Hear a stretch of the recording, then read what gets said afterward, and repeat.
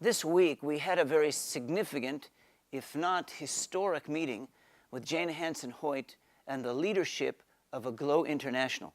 They were here on a trip, and we began to speak about the book of Acts, about the original apostolic commission being recovered in our day, of looking forward to the outpouring of the Holy Spirit in our day, just as it was in the first century.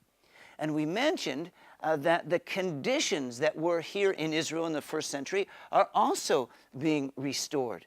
Israel has been restored as a nation. Jerusalem has been taken back as the capital. There is a restored messianic remnant of faith in the land, and even there is emerging apostolic and prophetic ministry and leadership within the land. When we talked about that, Jane and the rest of the leaders of Aglow said, well, we understand the prophetic significance of that, and we as Aglow want to be connected with that somehow.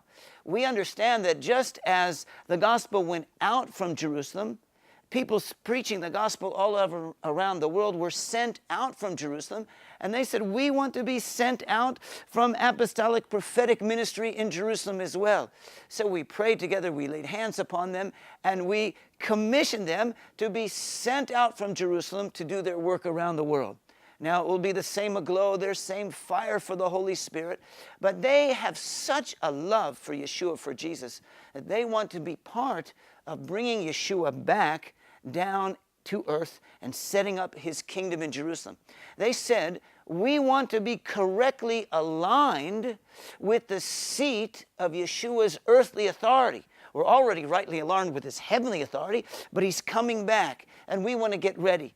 And the only way to do that is to be correctly aligned with the messianic remnant, the body here within the land of Israel, and that's why they requested prayer.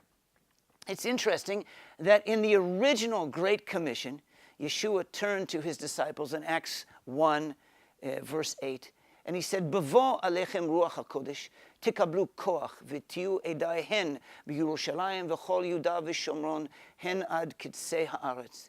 He said, you will receive power when the Holy Spirit comes upon you, and you will be witnesses of me from Jerusalem, Judea, Samaria, until the ends of the earth. In his day, the gospel went out. It's still going out. But as we're getting ready for the second coming of Yeshua, the gospel is starting to come back toward Jerusalem.